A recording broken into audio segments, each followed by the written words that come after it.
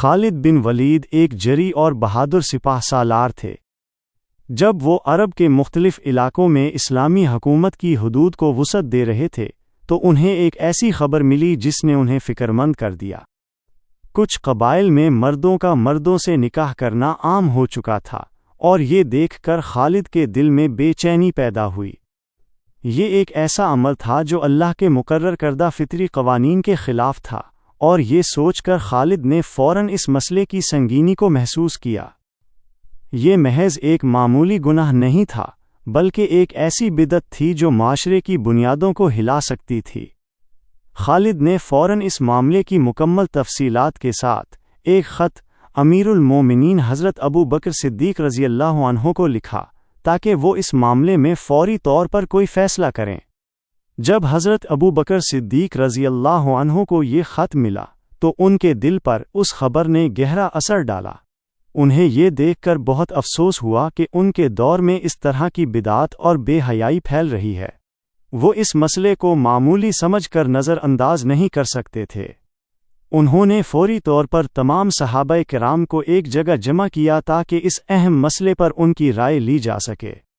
مجلس میں ہر صحابی نے اپنی اپنی رائے دی، لیکن کوئی بھی حتمی اور فیصلہ کن حل پیش نہیں کر سکا۔ اس دوران امیر المؤمنین علی بن ابی طالب کرم اللہ وجہہ خاموشی سے بیٹھے اس صورتحال کا مشاہدہ کر رہے تھے۔ جب سب خاموش ہو گئے تو آپ کھڑے ہوئے اور ایک پرجوش تقریر کی۔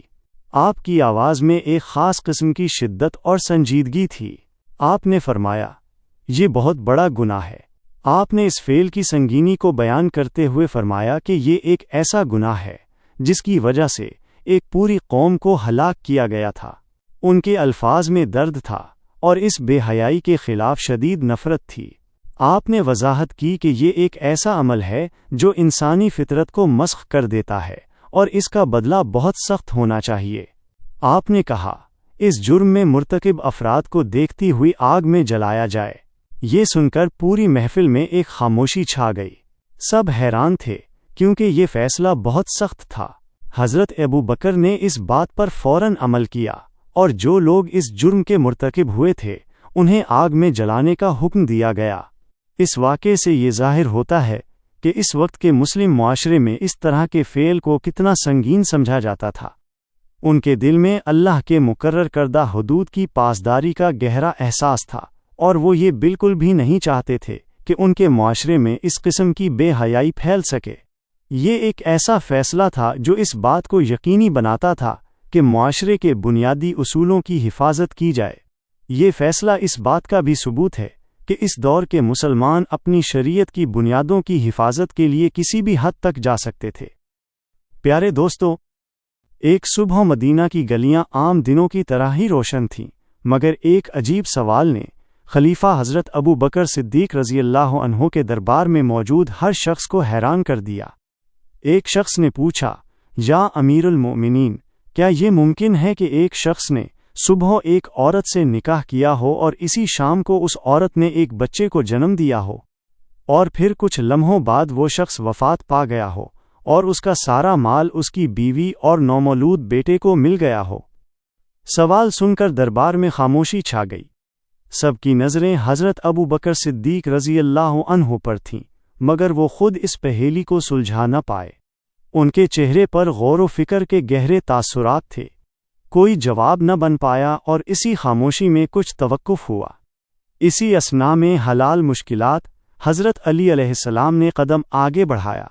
ان کی آواز میں علم اور یقین کی گونج تھی۔ یہ بالکل ممکن ہے۔ ان کے الفاظ نے سب کو چونکا دیا۔ پھر حضرت علی علیہ السلام نے اس واقعے کی گتھی سلجھائی۔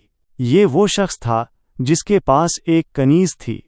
وہ کنیز اس شخص کے بچے کی ماں بننے والی تھی۔ جب بچے کی پیدائش کا وقت قریب آیا تو اس شخص نے اپنی کنیز کو آزاد کر دیا تاکہ وہ ایک آزاد عورت کی حیثیت سے زندگی گزار سکے۔ صبح ہوتے ہی اس آزاد شدہ عورت کے ساتھ اس شخص نے نکاح کر لیا۔ اسی شام کو اس کے ہاں ایک بچہ پیدا ہوا۔ حضرت علی علیہ السلام کی تشریح جاری تھی۔ بچے کی پیدائش کے چند لمحوں بعد ہی وہ شخص اللہ کو پیارا ہو گیا۔ اس طرح ماں ایک آزاد عورت اور بیوی کی حیثیت سے وارث بنی اور بیٹا جو کہ اب اس کا شرعی وارث تھا، دونوں کو اس شخص کے مال کا حقدار ٹھہرایا گیا۔ اس وضاحت نے نہ صرف سوال کا جواب دیا بلکہ یہ بھی دکھایا کہ اسلام کس طرح انسانی حقوق اور انصاف کو ہر حال میں مقدم رکھتا ہے۔ یہ واقعہ علم، فہم اور انسانیت کی خوبصورت مثال بن کر تاریخ میں رقم ہو گیا۔ ایک شخص کو ابو بکر رضی اللہ عنہ کے سامنے لایا گیا۔ اس کا پکڑنے والا اسے سختی سے بازو سے پکڑے ہوئے تھا، اس کا چہرہ غصے سے بھرا ہوا تھا اور آواز کانپ رہی تھی۔ اے خلیفہ، اس نے کہا، یہ شخص دعویٰ کرتا ہے کہ اس نے میرے ساتھ خواب میں میرے والدین سے جمع کیا ہے۔ ابو بکر رضی اللہ عنہ کا ذہن گھوم گیا۔ وہ اس عجیب اور مشکل صورتحال سے حیران رہ گئے اور سوچنے لگے کہ اس کا کیا جواب دیں۔ کمرے میں خاموشی چھا گئی، سب کی نظریں خلیفہ پر تھیں جو فیصلے کا انتظار کر رہے تھے۔ اسی اثنا میں علی رضی اللہ عنہ داخل ہوئے۔ جب وہ خاموشی سے آدمی کی کہانی سن رہے تھے تو ان کے گرد ایک وقار سا چھایا ہوا تھا۔ ایک پرسکون اور سوچ بچار والا اظہار لیے انہوں نے بات کرنا شروع کی۔ ان کی آواز صاف اور گونجدار تھی۔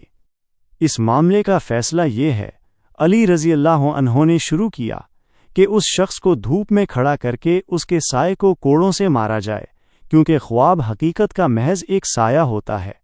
بھیڑ میں ہلچل مچ گئی۔ یہ ایک انوکھا اور گہرا حل تھا جو علی رضی اللہ عنہ کی گہری دانشمندی کا ثبوت تھا۔ انہوں نے مزید کہا، تاہم اس آدمی کو بھی کوڑے مارے جائیں، اس لیے نہیں کہ اس نے یہ عمل کیا، بلکہ اس لیے کہ وہ مستقبل میں کسی دوسرے مسلمان کو اس طرح کا دکھ اور پریشانی نہ پہنچائے۔ پکڑنے والے کا غصہ پگھلتا ہوا دکھائی دیا، اس کی جگہ حیرت کے تاثرات تھے۔ بھیڑ اس گہرے اور منصفانہ فیصلے سے دنگ رہ گئی۔ یہ ایک ایسا فیصلہ تھا جو رحم دل اور سخت دونوں تھا، جو علی رضی اللہ عنہ کی بے مثال جذباتی ذہانت کی عکاسی کرتا ہے۔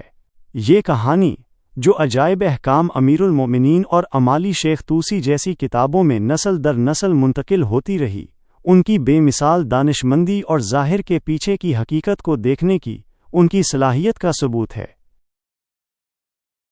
دوستو، اگر آپ کو یہ ایمان افروز واقعہ پسند آیا ہو تو ویڈیو کو لائک کریں، کمنٹ میں اپنی رائے دیں اور اسے دوسروں کے ساتھ شیئر کرنا نہ بھولیں۔ اور ہاں، ہمارے چینل کو سبسکرائب ضرور کریں تاکہ آپ آئندہ بھی ایسی ہی خوبصورت اسلامی ویڈیوز سے مستفید ہوتے رہیں۔ جزاکم اللہ خیرن۔